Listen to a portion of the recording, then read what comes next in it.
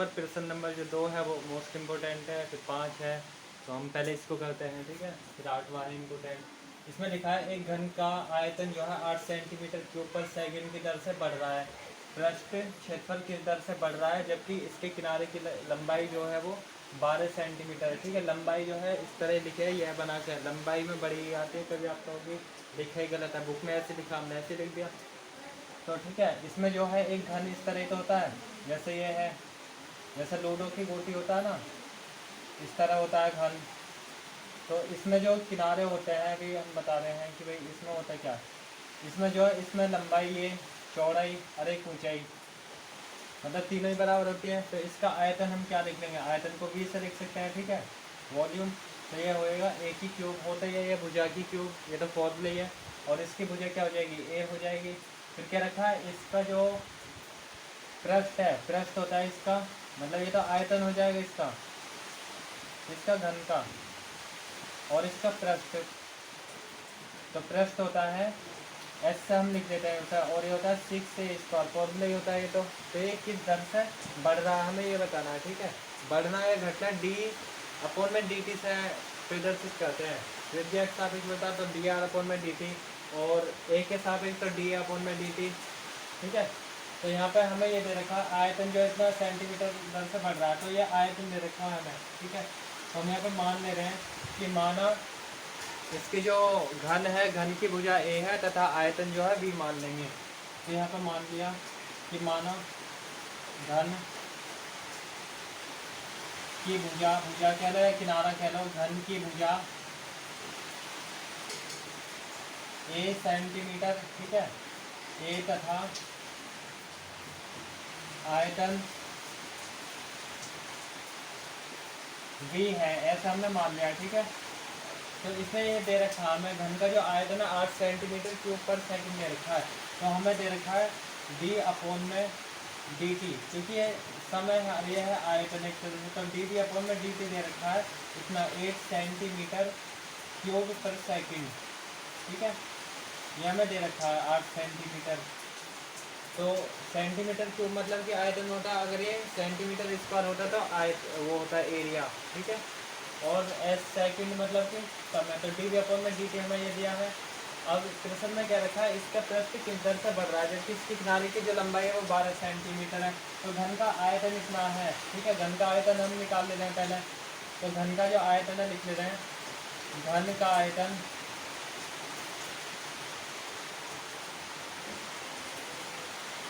घन के आयतन को हम बी से लिखते हैं, और ये होता है ए की क्यूब, ठीक है, भुजा की क्यूब होता है, या तो भुजा की क्यूब लिख लो। और यहाँ पर जो है हम टी के सापेक्ष अवकलन कर लेंगे, क्योंकि वो किस दर से बढ़ रहा है घट रहा है उस चीज़ को हम निकालेंगे। तो यहाँ पर लिखेंगे इसका जब अवकलन करेंगे डी अपॉन में डी टी बी का करेंगे, और यहाँ पर डी अपॉन में डी टी ए की क्यूब का करेंगे अवकलन, है ना। यहाँ पर करेंगे इसका तो डी डी अपॉन में डी टी ही लिखेंगे, और यहाँ पर आएगा 3a², और जिसको माना है इसको माना है, इसका फिर करेंगे तो डी ए अपॉन में डी टी लिख लेंगे, ठीक है। फॉर्मूला होता है जैसे डी अपॉन में डी एक्स होता है, डी अपॉन में डी एक्स, और एक्स की पावर एन है तो हम इसे लिख लेंगे एन एक्स की पावर n-1 करके, ठीक है। इस फॉर्मूले का हम यूज करके निकाल लेंगे, तो 3a² और डी अपॉन में डी टी लिख लेंगे, ठीक है। तो हमें जो है ये तो दे ही रखा है डी अपॉन डी टी का मान, ये दे रखा है 8, तो 8 लिख दिया। सेंटीमीटर क्यूब पर सेकंड अभी नहीं लिखेंगे, एक बार ही लिख देंगे वो, ठीक है। तो ये तो हमें दे दिया 8, इसका वैल्यू ही यहाँ से, और बराबर है 3a² इंटू में डी ए अपॉन में डी टी, और हमें जो है डी ए अपॉन में डी टी, किनारे की जो लंबाई है वो 12 सेंटीमीटर दे भी रखी है, तो हम यहीं पर रख लेंगे, बाद में भी रख सकते हैं, ठीक है। तो यहाँ पर जो 3 है ये गुणा में तो नीचे भेज सकते हैं इसके, या इतने लिख के छोड़ सकते हैं, ठीक है। तो आयतन इसमें क्या रखा है कि जो इसके वो है ना, मतलब पृष्ठ किस दर से बढ़ रहा है वो हमें ज्ञात करना है। तो डी अपॉन में डी टी हम आयतन भी निकाल सकते हैं, तो इसको हम नीचे भेज सकते हैं, तो 8 अपॉन में 3a², और यहाँ पे है डी ए अपॉन में डी टी, ये तो इसका वो होगा आयतन एक तरह से। अगर एक ही मान भी रखते 12 के स्क्वायर सॉल्व करते तो ये आयतन आ जाता, लेकिन इसने क्या रखा, पृष्ठ किस तरह से बढ़ रहा है। ठीक है, पृष्ठ निकाल लेते हैं इसका, लिख लेंगे घन का पृष्ठ, घन का पृष्ठ। तो घन के पृष्ठ को हम एस से लिखेंगे और ये होता है 6a²। फॉर्मूले होता है, तो यहाँ दोनों पक्षों में टी के सापेक्ष अवकलन।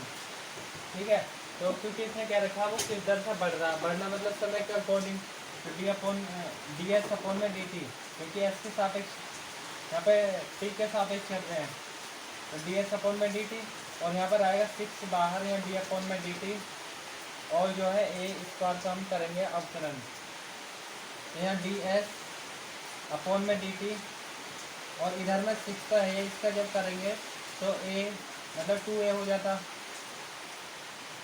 क्योंकि इसी वाले फॉर्मूले से एक्स की पावर एन है, लिखते हैं ना। मान लो जैसे एक्स स्क्वायर होता है डी अपॉन में डी एक्स स्क्वायर होता, तो हम लिखते हैं एन मतलब 2 एक्स की पावर n माइनस वन मतलब 2 माइनस वन आता है, मतलब 2x लिखते हैं। तो यहाँ पे जो इसका फिर से कर लेंगे, तो डी ए अपॉन में डी टी, क्योंकि हमें ए का फिर से करना है, तो इसके सापेक्ष बताना हाँ हमें ये पृष्ठ जो किस दर से बढ़ रहा है, तो डी एस अपॉन में डी टी, और यहाँ पर मान रख लेंगे इसका, तो 62 में करेंगे तो 12 हो जाएगा, 12 और a इंटू में डी ए अपॉन में D T.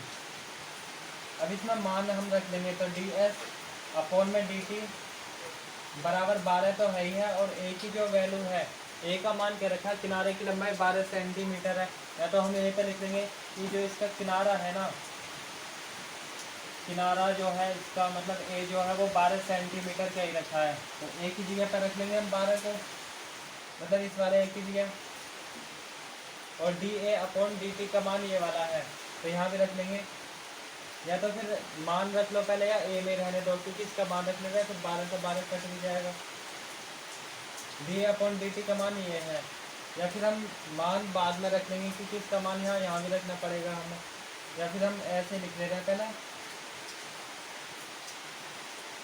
D A upon में डी टी, और चलो और छोटा हो जाएगा, यहीं पर रख दे रहा हूँ मैं मान।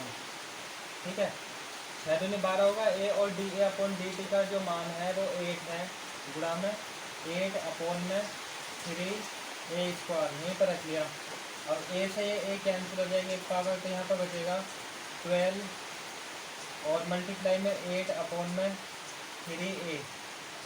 अब इसमें ए की वैल्यू भी रख लेंगे, ए की वैल्यू जो है 12 है, या तो यहीं पर रख लेते हैं जैसा उसमें रखा पीछे, या आप भी रख सकते हो, तो डी एस अपॉन में डी टी बराबर हो जाता 12 गुणा में 8 तो है ये, 3 से कट भी सकता है। ठीक है, यहीं पर हम काट लेंगे, पहले रखते हैं 3, और ए की जगह पर हमने रखी है 12, तो 12 से 12 कैंसिल हो जाएगा, तो यहाँ हो जाएगा डी एस अपॉन में डी टी बराबर 8 अपॉन में 3। अरे क्या है, एस से एस का मतलब क्या, क्षेत्रफल, और क्षेत्रफल क्या होता है, स्क्वायर में होता है हमेशा, और स्क्वायर में किसके सेंटीमीटर में चले सारे यूनिट, तो हम लिखेंगे सेंटीमीटर स्क्वायर प्रति सेकंड। सही है, तो ये हो जाएगा इसका फाइनल आंसर। तो हमें जो ये बताना है कि घन का जो पृष्ठ है वो किस दर से बढ़ रहा है, तो इस दर से बढ़ रहा है। ठीक है, घन का पृष्ठ, तो इस तरह इसका फाइनल आंसर हो जाएगा। आई होप आपको ये प्रश्न समझ आया हो। ओके, जो मैंने 5वां प्रश्न लिख लिया है, ये भी इम्पोर्टेंट है। तो यहाँ मैंने प्रश्न लिखा है, इसमें लिखा है कि एक स्थिर झील में एक पत्थर डाला जाता है, और तरंगे वृत्तों में 5 सेंटीमीटर पर सेकंड की दर की गति से चलती है। ठीक है, तरंगे जो है पत्थर डालते हैं तो झील में, नदी में मान लो, लिखा जब वृत्ताकार तरंग की त्रिज्या 8 सेंटीमीटर है तो उस क्षण घिरा हुआ हमें क्षेत्रफल बताना है। जैसे कि हमने एक नदी है या झील के रखा है, इसमें झील में जो हम पत्थर को डालेंगे तो ये इस तरह तरंग हो जाएंगी, इसकी इस तरह में हो जाएंगी। तो जो घिरा हुआ क्षेत्रफल है वो क्या रखा है, किस दर से बढ़ रहा है, मतलब क्षेत्रफल की बात क्या रखी है। क्षेत्रफल होता है इसका पाई आर स्क्वायर, जो वृत्त के क्षेत्रफल होता है पाई आर स्क्वायर इतना होता है, तो हम इसका यूज कर लेंगे। मान लेंगे कि वृत्त का जो क्षेत्रफल है वो ए है, और इसकी जो त्रिज्या आर मान लेंगे, इस चीज़ को हम लिख लेंगे। तो यहाँ पर लिख लिया मैंने कि माना वृत्त का क्षेत्रफल ए, या पहले त्रिज्या लिख लो, माना वृत्त की त्रिज्या, क्योंकि इसमें दे तो रखी ना, तो हम मान लेंगे त्रिज्या आर तथा क्षेत्रफल वृत्त का क्षेत्रफल ए है, ठीक है। एरिया से हम लिखते हैं इसलिए मैंने ऐसा लिख लिया है। अब उसके बाद ये क्या रखा है कि एक झील में जब पत्थर को डालते हैं तरंगे जो है वृत्तों के रूप में जो है 5 सेंटीमीटर पर सेकंड की दर से बढ़ रही है। इसका मतलब जो है यह है कि भाई ये जो है सेंटीमीटर है और बढ़ कौन रही है, त्रिज्या। त्रिज्या तो बढ़ रही है मतलब तरंगों में, मतलब सेंटीमीटर को हम त्रिज्या में लेंगे और समय जो है उसे टी। तो ये कुल मिला के हमें ये दे रखा है डी आर अपॉन में डी टी, वो दे रखा है 5 सेंटीमीटर पर सेकंड, ठीक है। मतलब ये एक तरह से रेडियस है तो त्रिज्या सेंटीमीटर में होगी इसकी यूनिट, और जो समय है वो सेकंड्स है। तो ये दे रखा है हमें डी आर अपॉन में डी टी। अब प्रश्न में क्या रखा है कि जो वृत्त की जो त्रिज्या वो तो 8 सेंटीमीटर, चलो ये बात तो ठीक है। फिर इसने क्या रखा है, उस क्षण हमें घिरा हुआ क्षेत्रफल निकालना है जब ये वृत्त के रूप में बनती है तरंगे। तो लिख लेंगे वृत्त का जो क्षेत्रफल है, वृत्त का क्षेत्रफल, वृत्त के क्षेत्रफल को हमने ए मान लिया है तो हम लिख देंगे ए बराबर ये होता है पाई आर स्क्वायर। फॉर्मूला होता है वृत्त के क्षेत्रफल का, जैसे घेरा है, जैसे घेरे के अंदर के जो इलाका है सारा उसको हम क्षेत्रफल कह देंगे, सही है। अंदर की जो सारी जगह है, और परिधि होती है 2 पाई आर, वो तो पता ही होगी। तो इसमें क्या रखा, किस दर से बढ़ रहा है, मतलब बढ़ रहा है मतलब कि समय के अकॉर्डिंग बढ़ती है कुछ भी चीज़, तो समय के अकॉर्डिंग हम इसमें लिखेंगे दोनों पक्षों में टी के सापेक्ष अवकलन करने पर, ठीक है। ऐसा हम लिख सकते हैं। तो ऐसा लिख लिया डी अपॉन में डी टी और ए का कर लिया इधर अवकलन, और यहाँ पे जो है डी अपॉन में डी टी, और पाई तो हम बाहर निकाल लेते हैं क्योंकि कांस्टेंट नंबर है। पाई का मान होता है ना 22/7, तो 22/7 बाहर निकाल लेते हैं और होता आर स्क्वायर का। तो यहाँ पे जो है डी ए अपॉन में डी टी बराबर लिख देते हैं पाई, और इसका जब करते तो 2r हो जाता, मतलब कि एक्स की पावर n वाले फॉर्मूले से डी अपॉन में डी एक्स की पावर जो n होता है उसका यूज करके, तो n एक्स की पावर n-1 का यूज करके हम इसका कर लेंगे तो 2r हो जाएगा। और जिसको माना है उसका फिर, क्योंकि यहाँ पर हम t के सापेक्ष कर रहे हैं तो r का फिर करेंगे तो d अपॉन में dt, और r को हम लिख देंगे ऐसे, ठीक है। तो यहाँ हो जाएगा d अपॉन में dt बराबर, इसकी गुणा करेंगे तो 2 पाई आर, और इसको लिख लेंगे इंटू में डी आर अपॉन में डी टी। अब इसमें जो मान भी रख लेंगे हम, तब जब जो है त्रिज्या 8 सेंटीमीटर है और डी आर अपॉन में डी टी जो इसकी दर है बढ़ने की वो 5 सेंटीमीटर, तो यहाँ पर हम मान रख लेंगे।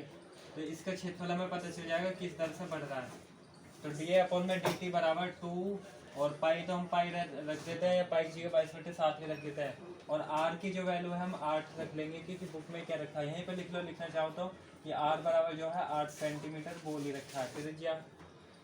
और डी आर अपॉन में डी टी की वैल्यू, इसकी वैल्यू रख लिया, ठीक है।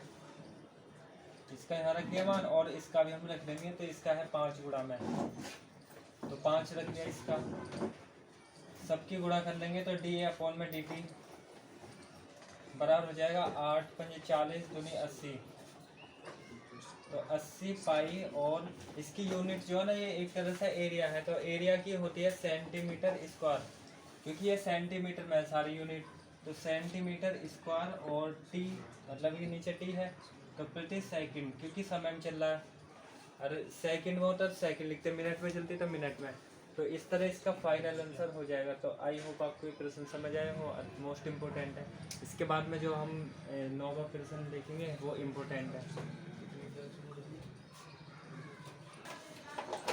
अब प्रश्न नंबर जो है हम करेंगे 8 को, 8 और 9 एक जैसे है, 8वां कुछ ज़्यादा ही इम्पोर्टेंट है, हम 8 को करेंगे।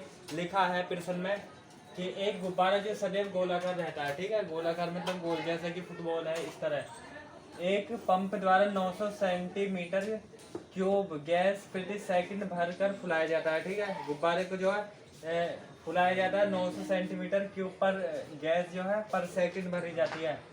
लिखा गुब्बारे की त्रिज्या के परिवर्तन की दर ज्ञात करनी है जब त्रिज्या 15 सेंटीमीटर हो। तो क्या क्या रखा प्रश्न में, क्या रखा, गुब्बारे की त्रिज्या के परिवर्तन की दर, मतलब कि कुल मिलाकर डी आर अपॉन में डी टी हमें निकालना है, क्योंकि गुब्बारे की त्रिज्या ये आर और दर जो है मतलब कि टी के सापेक्ष, तो ये हमें ज्ञात करनी है, ठीक है। तो ये निकालनी है हमें, तो हम यहाँ पे लिख देंगे, प्रश्न में लिख लिया, माना कि गुब्बारे की त्रिज्या जो है आर, क्योंकि अभी दे रखी, तो यहाँ लिखेंगे माना गुब्बारे की त्रिज्या या गोलाकार गुब्बारे की त्रिज्या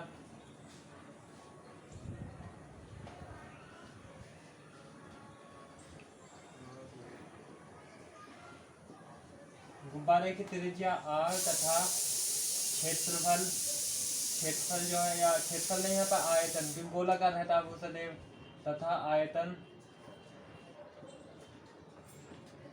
v है। ठीक है, वॉल्यूम को हमने v से लिख लिया, ऐसा हमने मान लिया।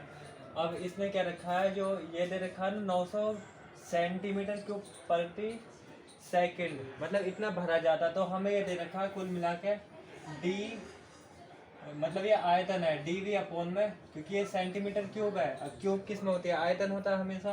तो dv अपोन में क्या रखा है, dt जो है वो 900 सेंटीमीटर क्यूब प्रति सेकंड, सही है।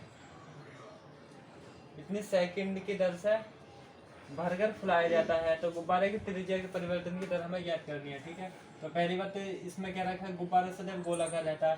तो गोलाकार रहने के लिए हम लिख लेंगे गोले का आयतन।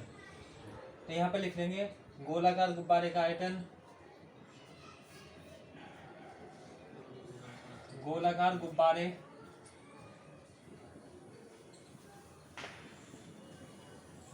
का आयतन,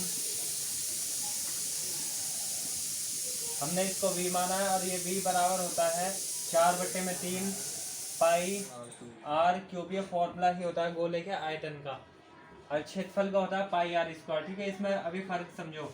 ये तो क्षेत्रफल है इसका। क्षेत्रफल मतलब कि जैसे कि परिधि है, चौड़ी है या कड़ा है, वो गोल रहता है। तो खाली है अंदर का एरिया, ये कितना है, इसको कहते हैं पाई r स्क्वायर। अगर ये ऐसा होता, मतलब फुटबॉल टाइप से होता, ठीक है, इस तरह फुटबॉल है पूरी गोल, ऊपर से जैसे पृथ्वी गोल है, ऊपरी सतह पर रहता है ना हम, तो वो जो उसका आयतन, आयतन मतलब कितना भार है उसके अंदर, कितनी जगह है सारी, कितना वजन एक टाइप से है, तो उसको आयतन कहते हैं।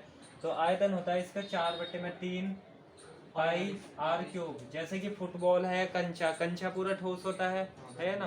तो कंचा जो है 4/3 पाई r क्यूब होता है। इसके हम त्रिज्या पता लगाना, तो उसका पूरा वॉल्यूम पता लगा लेंगे कितना इसमें वो है, सारा वजन वगैरह।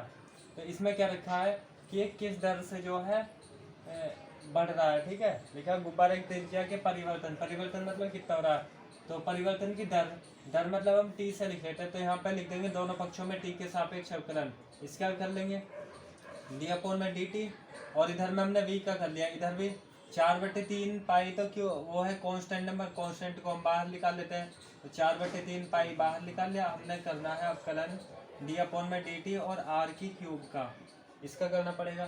तो यहाँ पे जो हम करते तो dv/dt लिख लेते, और यहाँ पर हो जाए 4/3 पाई तो है ही है। अब इसका करते तो इसका हो जाता 3r², और जिसको माना उसका फिर से dr/dt, कुल मिलाकर उस वाले फॉर्मूले से। तो मेरे साथ मिटो, इसकी जरूरत नहीं। कुल मिला के फॉर्मूला होता है ना, अगर d/d x की पावर n होती है, तो हम इसे लिख लेते हैं n x की पावर n-1। इस फॉर्मूले का यूज करके हम सॉल्व कर लेंगे। तो x की क्यूब होती, तो हम लिखते 3, मतलब n लिखते 3x की पावर 3-1, मतलब 3x² आता। ऐसे यहाँ पे जो है r की क्यूब का होता 3r²। r जो है अलग फंक्शन है, x नहीं है, तो r का फिर करते हैं हम d/dt, और r को लिखते हैं, तो r का होता है dr/dt। अब इसने ये क्या रखा, जो इसकी जो दर है, ये वाला तो हमें दे रखी है 900, तो इसी की जगह पर हम लिख सकते हैं। तो यहाँ पर लिख ले रहे हैं क्योंकि छोटा हो जाएगा क्वेश्चन। इसकी जगह पर रख लिया हमने 900। अब सेंटीमीटर के ऊपर सेकंड नहीं है, एक बार ही लगाएंगे, ठीक है, अभी नहीं। और यहाँ पे 4/3 पाई तो है, इस मतलब इससे 3 से 3 कट जाएगा, क्योंकि ये तो गुणा में ही आपस में। तो यहाँ बचे 4 पाई और r², तो 4 पाई r² इंटू में बचा dr/dt। इस तरह बचा, हमें ये निकालना, तो ये मल्टीप्लाई में नीचे भेज देंगे, इसके डिवाइड में भेज सकते हैं। ठीक है, तो कर ले रहे हैं हम, ऐसे कर लेंगे ना, 900/4 पाई और r² बराबर dr/dt। तो dr/dt का मान निकल गया, ये तो हमें पता नहीं, लेकिन हम इसमें r का मान भी रख लेंगे। जैसे कि r इसने क्या रखा है 15 सेंटीमीटर, ऐसे क्या रखा r बराबर 15 सेंटीमीटर है इसकी त्रिज्या। ठीक है, त्रिज्या 15 सेंटीमीटर है, तो रख लेंगे आर की प्लेस पे। तो यहाँ 900 तो ऐसे ही हो जाएगा, और अपॉन में जो है 4 है, पाई है, और आर की जगह पर हो जाएगा गुणा में 15 और उसका लगा देंगे स्क्वायर। अब यहाँ पे डी आर अपॉन में डी टी तो है ही है। अब इसको हम सॉल्व कर लेंगे, ऊपर नीचे इसे डिवाइड कर लेंगे। तो 4 से इसको भी काट सकते हैं, 4 से ऊपर वाले को, या हम इसको ऐसे लिख लेते हैं 900। अगर इसको काटेंगे, चलो ऐसे लिख देता हूँ 900, और अपॉन में है 4 पाई, गुणा में है 15 का स्क्वायर करेंगे तो 15 गुणा 15 लिख सकते हैं, 225 भी होता है इसका वर्ग। ठीक है, तो 15 गुणा 15 दो बार लिख लिया मैंने, और यहाँ पे जो है डी आर अपॉन में डी टी तो है ही है। अब इसे ऊपर नीचे डिवाइड कर लेंगे, जैसे 15 से पूरा कट जाएगा, 15 से 6 बार, 15 छिक्का 90 और एक 0 60 बार। अब 15 से 4 बार कट जाएगा, तो यहाँ पे लिख दिया 15 एकम 15, 15 चौक 60, 4 बार। अब इस 4 से 4 भी कट जाएगा, तो हमने लिख लिया डी आर, मतलब इससे 4 से 4 भी कट गया। सही है, कुल मिला के इन सब के गुणा करोगे तो 9 से ही हो जाएगा। तो ऊपर बचा 1, अपॉन में बचा पाई, और यहाँ पे बचा है डी आर अपॉन में डी टी, तो इतना बचेगा। या तो 15 की 4 में 15 चौक 60, 60 की जब 15 करोगे तो 9 से ही हो जाएगा, ऊपर नीचे सारा कट जाएगा। तो हमने निकाल लिया डी आर अपॉन में डी टी जो है वो आ जाएगा 1 में पाई, इससे सीधा करके लिख दिया। पाई की वैल्यू भी रख सकते हो, 22/7 होती है, या इतना ही लिख दोगे। अब ये क्या, आर, आर का मतलब एक तरह से दूरी है, तो इसकी यूनिट क्या चल रही है वहाँ पे, सेंटीमीटर में चल रही। तो आर जो है त्रिज्या को हम सेंटीमीटर में लिखेंगे, और जो टी है, टी चल रहा था सेकंड में, यहाँ अगर मिनट में होता तो मिनट, प्रति सेकंड क्या रखा है ना, तो यहाँ पे हम लिख लेंगे सेकंड। तो ये इसका फाइनल हो जाएगा आंसर। तो 8वां जो प्रश्न है वो 9वें के जैसा, 9वां भी कुछ इसी तरह है। तो आई होप आपको ये प्रश्न समझ आए हो। यहाँ पे तो सॉल्व करना आपको आता ही है, या तो 15 के स्क्वायर 225 कर लोगे, 225 की 4 में गुणा कर लोगे तो ऊपर नीचे 900 से 900 कट भी जाएगा। तो आई होप आपको ये प्रश्न समझ आया होगा। क्वेश्चन नंबर 10 ये जो है मोस्ट इम्पोर्टेंट है, तो ये बोर्ड में आ सकता है। ठीक है, इसमें लिखा है एक 5 मीटर लंबी सीढ़ी दीवार के सहारे झुकी है, और सीढ़ी का नीचे का सिरा जमीन के अनुदेश दीवार से 2 सेंटीमीटर पर सेकंड की दर से खींचा जाता है। ठीक है, लिखा है दीवार पर इसकी ऊंचाई किस दर से घट रही है, जबकि सीढ़ी के नीचे का सिरा जो है दीवार से 4 मीटर दूर है। इसका मैं चित्र बना दे रहा हूँ जिससे कि आपको अच्छे से समझ आ जाएगा। तो यहाँ पर जो है कुछ ऐसा है कि एक जो है दीवार है, ठीक है, दीवार पर सीढ़ी सीधी होती है हमेशा। तो मान लीजिए ये दीवार है, और क्या रखा है, दीवार जो है नीचे जमीन तो होगी ही, तो हम जमीन बना ले रहे हैं। ठीक है, आधार होगी ये जमीन, तो जमीन जो है और ये दीवार है, तो यहाँ पर कोई सीढ़ी होगी, मतलब दीवार पर लगाई गई है कुछ इस तरह। तो ये जो है सीढ़ी है, ठीक है, दीवार के सहारे लगाई गई है। अब इन्हें क्या रखा है, एक 5 मीटर लंबी सीढ़ी दीवार के सहारे लगाई गई है, तो 5 मीटर है इसकी लंबाई। ठीक है, ये सारी लंबाई 5 मीटर है। और फिर क्या रखा है, सीढ़ी का नीचे का सिरा जमीन के अनुदेश 2 सेंटीमीटर पर सेकंड की दर से खींचा जाता है। मतलब नीचे का जो सिरा है इसको हम नीचे को खींच रहे हैं, पीछे को तेज आगे से ऊपर नीचे चलते चल जाएगा। मतलब जो ऊपर का हिस्सा है हम नीचे से खींचेंगे, सीढ़ी नीचे होते चल जाएगी। तो वो ही बतानी है वो किस दर से घट रही है।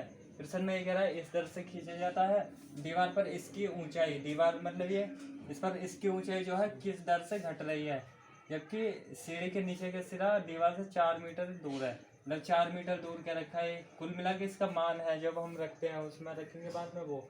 तो ये बता रही है किस दर से घट रही है, तो हम इसको जो है एक्स मान लेंगे। ठीक है, ये जो हम एक्स मान सकते हैं कि दीवार की जो जमीन है ना, मतलब दीवार से जो कुछ दूरी पर जमीन है उसकी जो लंबाई है एक्स मीटर में मान लेंगे,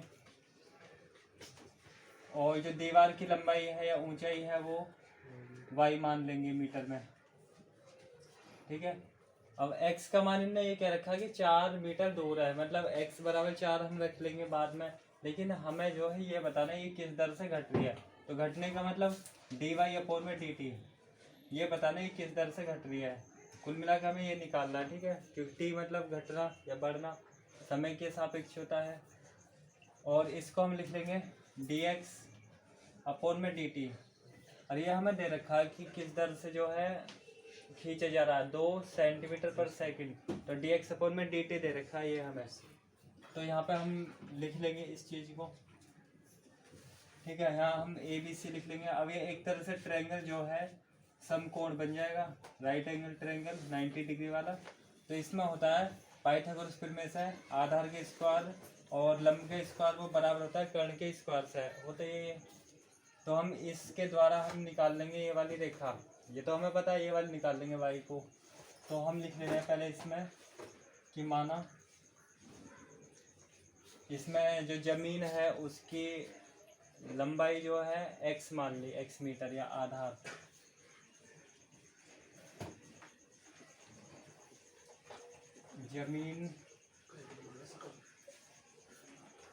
जमीन या आधार लिख ले रहे हैं यहाँ पे, ठीक है। इसका जो आधार है सीढ़ी का जो खींची जा रही है वो x मान ली, ठीक है, x मीटर में, क्योंकि मीटर क्या रखिए सारे यूनिट, मीटर लिखो वैसा लिखो या वैसा लिखो, ठीक है। और दीवार की जो ऊंचाई है वो y मीटर तथा ऊंचाई या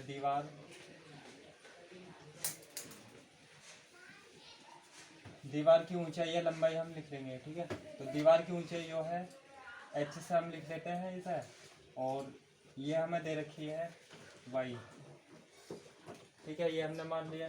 तो अब पाइथागोरस प्रमेय हम लगा सकते हैं, लेकिन हमें एक चीज़ और दे रखी है कि जो सीढ़ी जो है यहाँ से खींची जा रही है पीछे को, तो ये किस दर से घट रही है वो बताने, लेकिन इसको हम पीछे को खींच रहे हैं ना, वो क्या रखा है दीवार से 2 सेंटीमीटर पर सेकंड की दर से खींचा जा रहा है। कुल मिला के दीवार से खींचा जा रहा है, मतलब इस हिस्से को तो खींचा जा रहा है। तो एक तरह से हमें ये भी दे रखा है कि dx अपॉन में dt मतलब खींचना, उसको दर उसकी घट रही है, लिखा है कि 2 सेंटीमीटर पर सेकंड, तो 2 सेंटीमीटर पर सेकंड।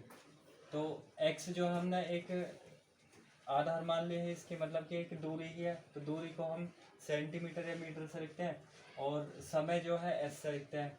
तो यहाँ पे जो हमें ये मीटर में दे रखी है सेंटीमीटर में है। अब प्रश्न में हमसे पूछा भी है कि दीवार पर इसकी ऊंचाई किस दर से घट रही है, तो ये बतानी है मीटर में है, या तो हम सारी यूनिट को मीटर में करेंगे, सेंटीमीटर में कर लेंगे, तो वो बाद का काम है, ठीक है। इसको ही बदल देंगे बाद में कि मीटर में बदल लेंगे, 100 से भाग कर देंगे इसमें, तो वो बाद का काम है, ठीक है। तो अब पाइथागोरस प्रमेय लगाएंगे, होता है कर्ण के स्क्वायर, और ये होता है आधार स्क्वायर और लंब का स्क्वायर।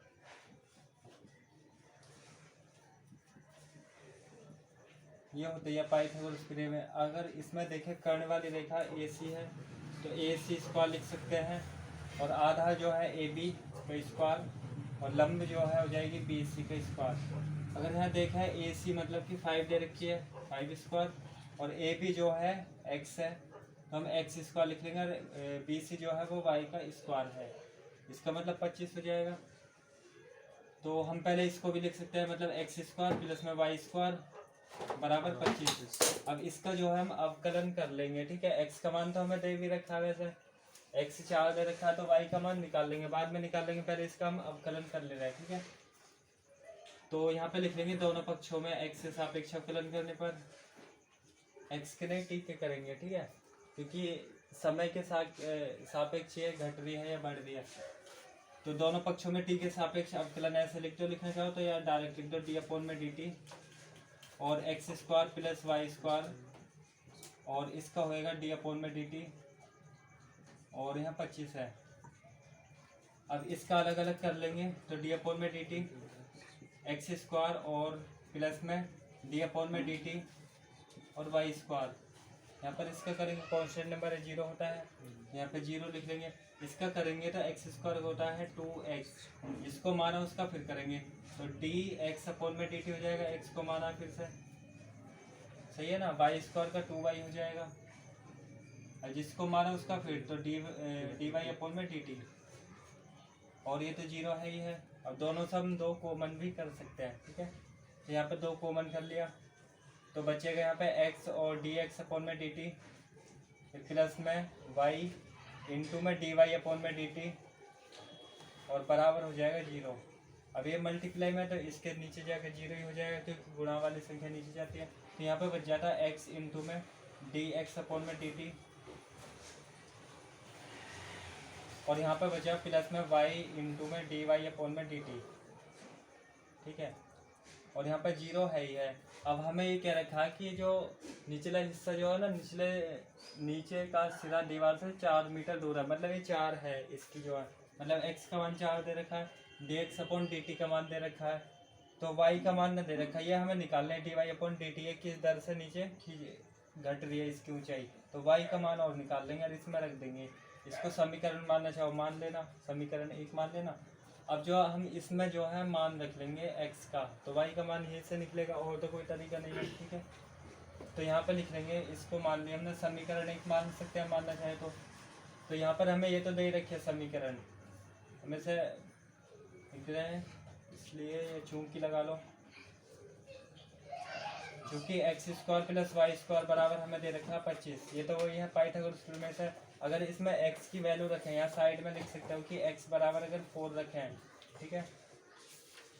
4 क्यों रखें, क्योंकि 4 रखा है कि इसने जो है कि दीवार से 4 मीटर दूर है जो सीढ़ी के नीचे का सिरा, मतलब कि यही है, तो कुल मिला के 4 रख देंगे यहाँ पर। x के प्लेस पे 4, तो 4 का स्क्वायर प्लस में y के स्क्वायर, और यहाँ 25 है ही है, तो यहाँ पर 16 हो जाता है, 4 के स्क्वायर प्लस में y² है, और यहाँ पर 25 नंबर की तरफ में कर लेंगे, तो y² बराबर हो जाएगा 25 - 16, और y² बराबर आ जाएगा 9, और y बराबर आ जाएगा 3 आ जाएगा, ठीक है। तो प्लस माइनस में आएगा, लेकिन हम प्लस की लिख लेंगे, 3 9 को जो 3 के स्क्वायर कर लेंगे, और y बराबर लिख लेंगे इसे 3, ठीक है। तो y निकाल ली हमने, y निकाल ली, और x तो हमें पता ही है, यहाँ पर रख देंगे मान को, ठीक है। तो कुल मिला के हम जो है या तो सारे को सेंटीमीटर में कर लेंगे यूनिट को, या मीटर में। यहाँ पर ये क्या रखा है, सेंटीमीटर में है, और कुछ मीटर में दे रखे हैं, जैसे कि हम देखें 4 मीटर है, तो मीटर को जो सेंटीमीटर में करने के लिए तो 400 से मतलब 100 की गुणा कर लेंगे, 400 हो जाएगी सेंटीमीटर में। तो यहाँ पर हम लिख दे रहे हैं कि तब, मतलब हम इस बात को लिख दे रहे हैं, या तो लिखना चाहे तो कि दीवार पर इसकी ऊंचाई किस दर से घट रही है, ये हमें बतानी है। तो यहाँ पर लिख लेंगे x इंटू में d, x/dt, और प्लस में जो है y इंटू dy/dt बराबर 0 तो दे रखा है, ठीक है। हमें ये बताना है किस दर से घट रही है, तो किस दर से जो है घट रही है ये बतानी है। तो यहाँ पर x का मान रख लेंगे हम, और y का रख लेंगे, dx/dt का रख लेंगे, तो dy/dt का निकल जाएगा, वही हो जाएगा इसका आंसर, ठीक है। तो x की जो है वैल्यू रख ले रहे हैं, ठीक है। x की वैल्यू ये सेंटीमीटर पर सेकंड में, तो सेंटीमीटर को या तो हम मीटर में बदल देंगे, मीटर में बदलने के लिए 100 से भाग कर देंगे, या फिर ये मीटर में, इसको सेंटीमीटर में ही कर ले रहे हैं, तो हम इसी को कर ले रहे हैं जो 400 है, इसको भी कर लेंगे, ठीक है। या इसी को करोगे तो 100 मतलब 100 हो जाएगा मीटर प्रति सेकंड हो जाएगी ना, इसकी यूनिट को बदलेंगे।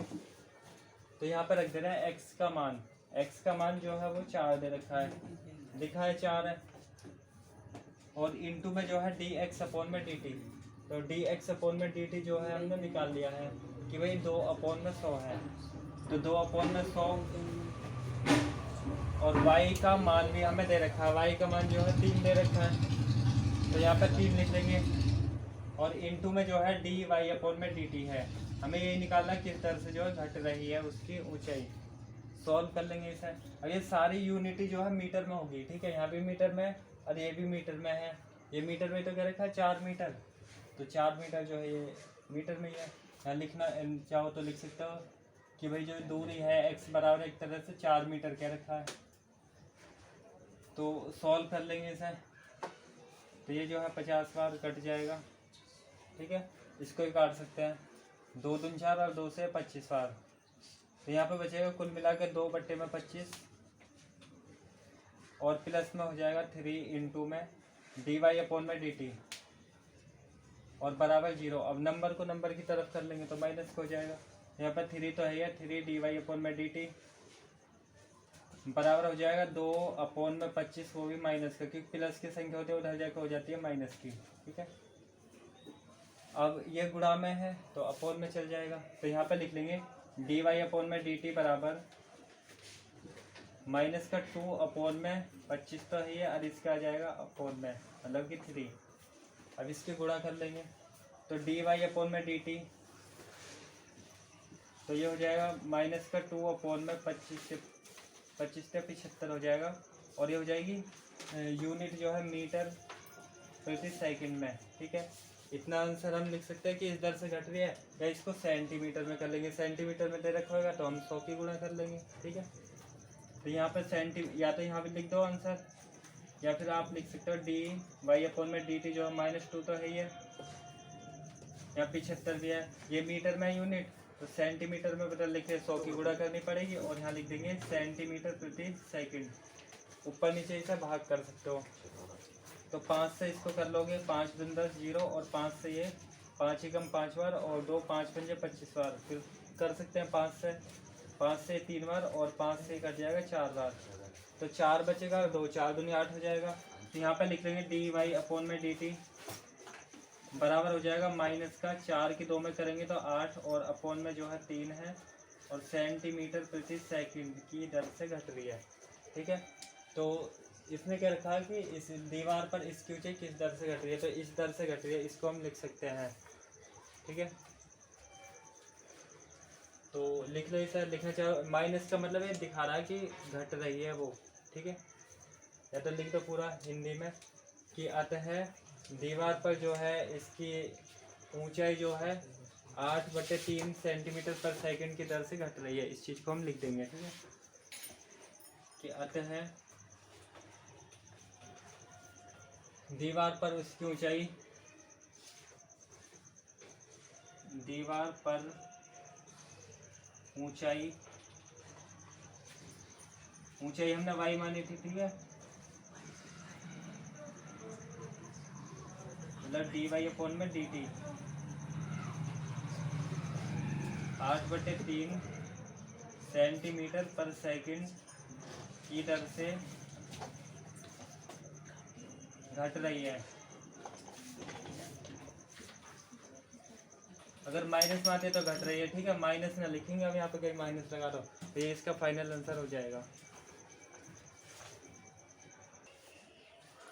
और जो है प्रश्न नंबर करेंगे 12 को। 12 भी इम्पोर्टेंट है। इसमें लिखा है कि हवा के बुलबुले की त्रिज्या 1/2 सेंटीमीटर पर सेकंड की दर से बढ़ रही है।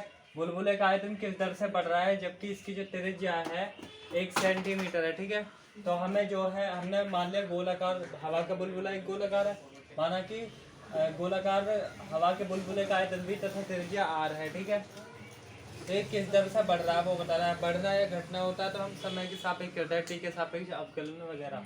तो एक तरह से हमें ये दे रखा है, तो हम इसको लिख लेंगे जो हमें दिया है, ये हमें दे रखा है dr/dt, क्योंकि ये त्रिज्या है, त्रिज्या को हम लिखते हैं, और ये किस दर से बढ़ रहा है, बढ़ना मतलब टी के सापेक्ष, और ये दे रखा है 1/2 सेंटीमीटर पर सेकंड। ठीक है, ये दे रखा है, और त्रिज्या भी दे रखी है 1 सेंटीमीटर। तो यहाँ पे लिख ले रहा है r बराबर जो है 1 सेंटीमीटर, या और लिख दे रहा है अच्छे से कि त्रिज्या जो है हमें दे रखी है, त्रिज्या r से हम लिखते हैं, और ये दे रखी है 1 सेंटीमीटर में। ठीक है, तो फिर क्या रखा है कि जो बुलबुले का आयतन किस दर से बढ़ रहा है, आयतन क्या रखा है, आयतन मतलब कि वॉल्यूम इसका v। ठीक है, तो हम जो है लिखेंगे कि आयतन इसका बुलबुले का,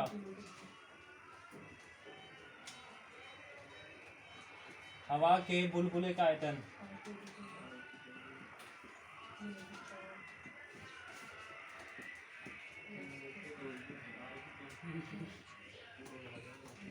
तो इसका आयतन जो हमने v से लिखा है, ये होता है गोला, मतलब एक गोला है ठोस, जैसे ठोस गोला है तो इसका आयतन होता है 4/3 पाई r³, मतलब कि आयतन। जैसे कि मान लो फुटबॉल है, कंचा है, कंचे का आयतन मतलब कितना उसमें भार है एक तरह से उसका, तो यहाँ पर 4/3 पाई r³ होता ही है। अब यहाँ पे जो है टी के सापेक्ष करेंगे अवकलन, क्योंकि किस दर से बढ़ रहा है ये क्या रखा है, तो बढ़ना मतलब टी के सापेक्ष, तो dv/dt, इधर में टी के सापेक्ष अवकलन, और 4/3 पाई बाहर लिख लेंगे, और इसमें कर देंगे d/dt, और r इस r की क्यूब का यहाँ पर करेंगे तो dv/dt हो जाएगा, और यहाँ पर हो जाएगा 4/3 और पाई, और यहाँ पर जब इसका करेंगे तो यहाँ होएगा 3r²। इसको माना है उसका, फिर करेंगे इसका, तो इसका होएगा dr/dt, r का फिर कर लेंगे। अब यहाँ पर जो मान रख लेंगे हम dv/dt, और ये बराबर हो जाएगा फिर, अब 3 से तो 3 काट भी सकते हैं, यहाँ बचेगा 4πr² इंटू में हो जाएगा dr/dt। अब इसके मान रख लेंगे, तो dv/ में जो है dt आ जाएगा 4 पाई तो है ही है, r² का मान रख लेंगे, r² दे रखा 1 का स्क्वायर, और इसका भी मान हमें दे रखा dr/dt, तो dr/dt का मान जो है 1/2 दे रखा, 1/2 रख लिया। तो हम जो है इसका आयतन बता देंगे किस दर से बढ़ रहा है, ठीक है। तो 4 पाई और यहाँ 1 के स्क्वायर करेंगे तो 1 ही आ जाएगा, और 1/2 भी है।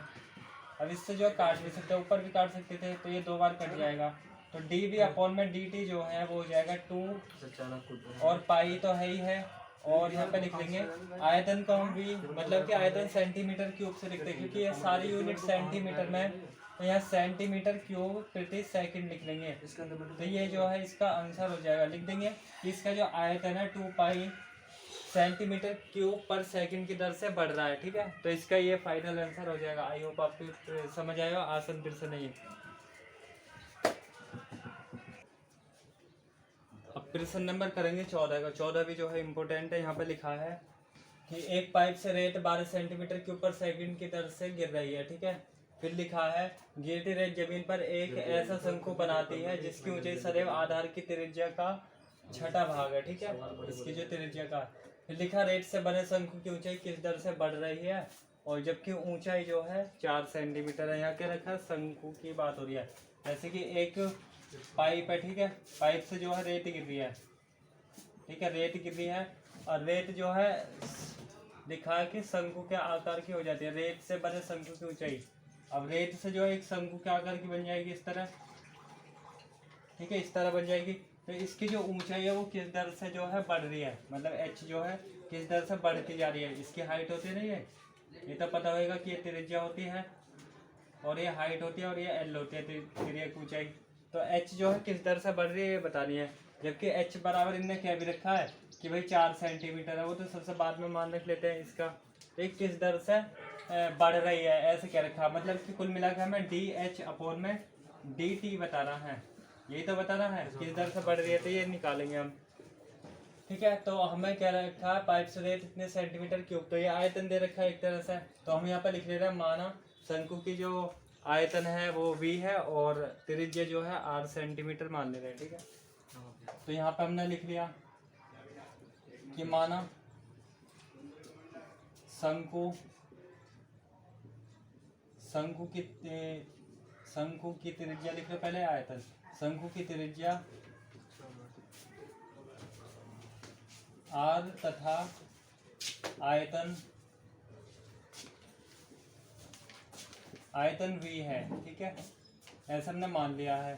तब ये क्या रखा है, रेत जो है 12 सेंटीमीटर क्यूब पर सेकंड की दर से जो है गिर रही है, तो हमें ये दे रखा है dv, ठीक है। क्यूब क्या रखा है, इसलिए हम वॉल्यूम लिखेंगे, वॉल्यूम होता है क्यूब में, dv/dt ये दे रखा है 12 सेंटीमीटर क्यूब पर सेकंड, ठीक है। और फिर क्या रखा है, h जो है 4 सेंटीमीटर है ऊंचाई, तो यहाँ लिख लेते हैं ऊंचाई जो है शंकु की वो 4 सेंटीमीटर है, h बराबर 4, ये बाद में रखनी है हमें, ठीक है। फिर क्या रखा है कि शंकु जो है उसकी जिसकी ऊंचाई जो है सदैव आधार की त्रिज्या का 6ठा भाग है, शंकु की जो त्रिज्या है। तो यहाँ पे हम इस बात को कर ले रहे हैं कि शंकु की त्रिज्या जो है, शंकु की जो त्रिज्या आधार की त्रिज्या जो है 6ठा भाग है, किसकी, जिसकी ऊंचाई सदैव आधार की त्रिज्या का 6ठा भाग है, मतलब ऊंचाई जो है वो है। तो यहाँ लिखेंगे शंकु की ऊंचाई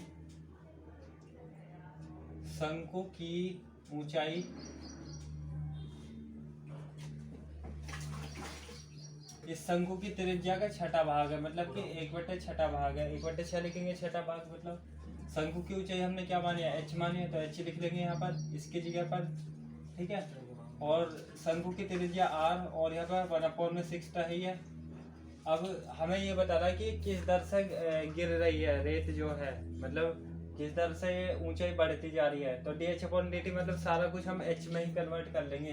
तो h में करने के लिए r को भी हम h में करेंगे, क्योंकि शंकु का जो आयतन होता है वो होता है 1/3 पाई r स्क्वायर h। तो ये जो r है ना, इसको भी हम h में कन्वर्ट कर लेंगे, तब करेंगे, क्योंकि h में ही बता लेंगे कितनी ऊंचाई से वो बढ़ रही है। तो r को भी हम h में कन्वर्ट करने के लिए क्रॉस मल्टीप्लाई कर लेंगे, इसकी यहाँ पर करेंगे तो 6h हो जाएगा, और यहाँ तो r ही है, तो इसका मतलब r बराबर 6h लिख लेंगे। ठीक है, r की जगह पे 6h का यूज कर लेंगे। अब जो इसका आयतन जो है रेत से बने शंकु की ऊंचाई किस दर से बढ़ रही है ये बतानी है। तो शंकु का आयतन ही हम निकालेंगे, पहले लिखेंगे शंकु का आयतन। शंकु का आयतन जो है उसे v से लिखेंगे, और v बराबर होता है 1/3 पाई r स्क्वायर h। ये फॉर्मूला ही होता है शंकु के आयतन का। तो v बराबर 1/3 पाई, और r जो है इस वाले r के प्लेस पे इसका यूज कर सकते हैं। ठीक है, 6h, तो यहाँ पे गुणा में लिख लेंगे 6h, और स्क्वायर तो है ही है, और इसके गुणा में h भी है। इसे हम सॉल्व करते हैं, v बराबर 1/3 और पाई, जब इसे करते हैं स्क्वायर को तो ये हो जाता है 6 का स्क्वायर 36, और h का भी स्क्वायर, और h है ही है। तो हम ब्रैकेट लगा दिया मैंने गुणा को हटा के। ठीक है, बात तो वही है। अब 3 से इसको डिवाइड करेंगे तो 3 एकम 3 3 6 12 बार हो जाता। तो v बराबर आ जाता है, यहाँ पे बचता 12, और 12 तो है ये, यहाँ पे पाई है, और पाई और h की हो जाती क्यूब। ठीक है, अब इसका हम आयतन किस दर से बढ़ रहा है वो देखेंगे। तो इसका आयतन अवकलन कर लेंगे t के सापेक्ष, क्योंकि बढ़ना या घटना के रखा है। तो dv/dt लिखेंगे यहाँ पर। इधर में भी 12 पाई को तो बाहर निकालेंगे, कांस्टेंट नंबर है, और यहाँ पर इसका अवकलन कर देंगे d/dt और h की क्यूब का। तो h की क्यूब का जो फॉर्मूला लगाएंगे हम, तो इस फॉर्मूले से करेंगे d/dx x की पावर n वाले फॉर्मूले से। तो इसका फॉर्मूला ही होता है n x की पावर n-1, ये होता ही है। तो n मतलब कि 3, तो यहाँ पर लिख लेंगे dv/dt बराबर हो जाएगा 12 पाई तो है ही है, और यहाँ पर लिखेंगे 3h स्क्वायर, जिसको माना कि इसको h को h का, फिर करेंगे t पे सापेक्ष अवकलन, तो dh/dt हो जाता। कुल मिलाकर हमें ये निकालना है। तो dv/dt का मान जो हम रख सकते हैं, तो dv/dt जो 12 सेंटीमीटर क्यूब दे रखा है, तो इसी के प्लेस पर हम रख ले रहे हैं ऊपर से। ठीक है ना, तो इसकी जगह पर रख लिया 12, क्या ही रखा है, सेंटीमीटर क्यूब वगैरह एक बार ही लगाएंगे। और यहाँ पर जो है 12 पाई तो है ही है, 12 पाई, और गुणा में जो ये भी है 3h का स्क्वायर, h स्क्वायर का मान भी रख सकते हैं। ठीक है, तो यहीं पर रख लिया मैंने। 12 से 12 हम काट भी सकते हैं, तो 3 ऐसे, और h स्क्वायर का मतलब जो है मान रखेंगे। ये जो h है, h हमें दे रखा है, यहाँ पर लिख दे रहे हैं कि जहाँ पर h बराबर दे रखा है h बराबर 4 सेंटीमीटर। ठीक है, 4 सेंटीमीटर दे रखा है, तो इसका हम यूज कर भी लेंगे। तो जहाँ पे h है उसकी जगह पर लिख लेंगे 4, और ऊपर स्क्वायर चल ही रहा है, और यहाँ पर जो है dh/dt है, तो ब्रैकेट आप कैसा यूज करो। अब 12 से 12 काट दे सकते हैं आमने सामने। तो ये सारा कुछ गुणा में है, तो इसके नीचे पहुँचा देंगे, है ना, गुणा वाले नीचे। तो यह इसको ज़रा और सॉल्व कर लो। तो यहाँ 12 तो है, ये 12 गुणा में 3, और गुणा में 4 के स्क्वायर करेंगे तो 16 हो जाएगा। 4 गुणा 4 करेंगे तो 16। इसका मतलब 12 है, 3 भी है, और 4 के स्क्वायर 16, और पाई है ही है इसके साथ में, और इनटू में है dh/dt। तो ये सारे गुणा में, तो इसके नीचे भेज देंगे, और ये जो है आंसर भी हो जाएगा। ठीक है, तो यहाँ पे लिख लेंगे dh/dt बराबर, यहाँ ये तो है ही है, मतलब इसके नीचे तो जाएंगे सारी संख्या की गुणा में, तो अपोन में जाती हैं। तो 12 तो है ही है, 12 और अपोन में आ जाएंगे सारे जो इसके गुणा में है। तो यहाँ पर आ जाएगा 12 गुणा में 3 गुणा में 16 और पाई। तो 12 से ये 12 कट जाएगा, ऊपर नीचे कट जाते हैं जिस संख्या। तो यहाँ पर बचेगा dh/dt, और बराबर बचेगा, ऊपर तो एक ही बचा, और 16 की 3 में गुणा करेंगे, 16 हो जाएगा 48, और पाई तो है ही है अपोन में, और यहाँ पर जो h मतलब कि हाइट है, तो हाइट मतलब क्या सेंटीमीटर में होती है, तो यहाँ पे इसकी यूनिट लिखेंगे सेंटीमीटर प्रति t मतलब समय सेकंड। तो जो इसकी ऊंचाई है ना, क्या रखा, शंकु रेत से बने शंकु की ऊंचाई किस दर से बढ़ रही है, तो 1/48 पाई सेंटीमीटर पर सेकंड की दर से बढ़ रही है। ठीक है, यहाँ लिखेंगे बढ़ रही है।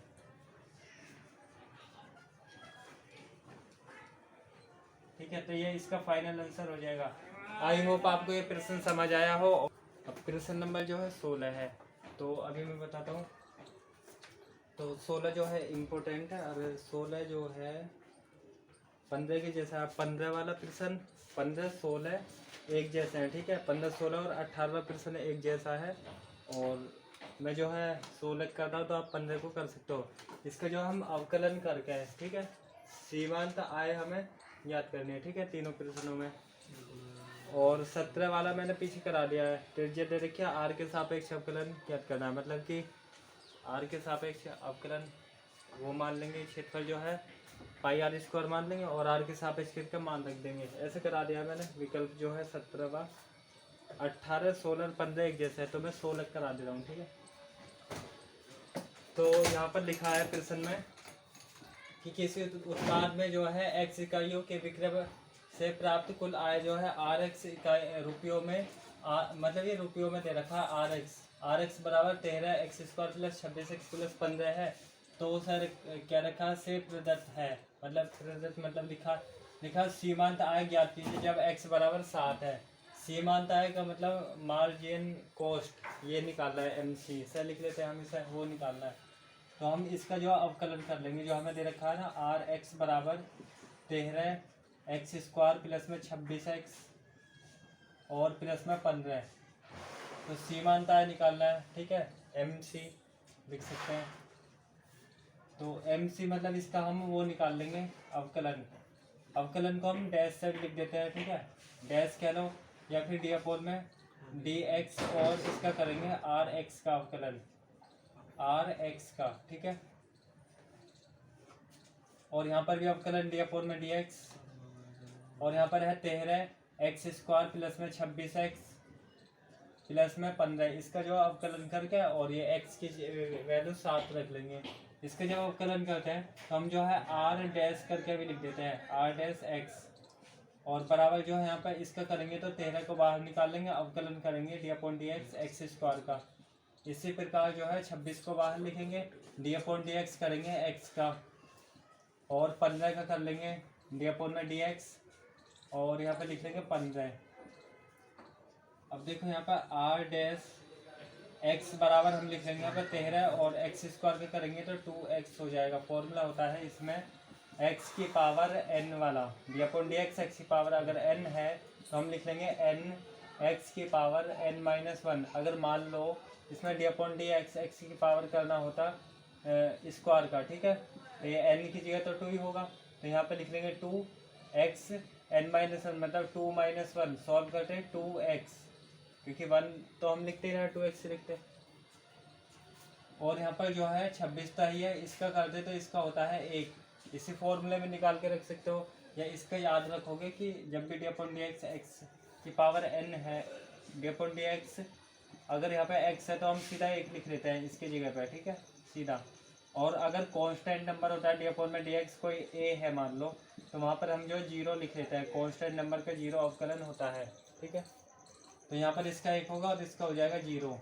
अब यहाँ पर आर डैश एक्स बराबर 13 दूनी 26 हो जाएगा, 26x प्लस में 26 से कम 26 हो जाएगा। अब इसमें क्या रखा है, सीमांत आय ज्ञात करनी है, मतलब x बराबर जब 7 है तो MC करके हम लिख सकते हैं। ठीक है, तो मार्जिन कॉस्ट ऐसे लिख सकते हैं, या इसी में लिख दो कि आर डैश एक्स की जगह पर रख लेना 7, x बराबर 7 है जब लिख लेंगे, यदि x बराबर 7 है तो आर डैश और x की जगह पर 7 लिख लेंगे। यहाँ पर भी 26 गुणा में 7 हो जाएगा, और प्लस में 26 सत्ते 182, और प्लस में 26 सही है, इनको जोड़ लेंगे 6 2 8 और 8 तो 10 की 0 हासिल है और ये 208 रुपये हो जाएगा मार्जिन कॉस्ट। ठीक है, MC करके भी लिख सकते हैं। इस प्रकार का एक जो है एग्जाम्पल भी है, या तो एग्जाम्पल कर लेना, एग्जाम आ सकता है MC करके। ठीक है, या तो इसे MC करके लिख दो या फिर इस तरह। तो हम यहाँ लिख लेंगे कि सीमांत आय, अतः सीमांत आय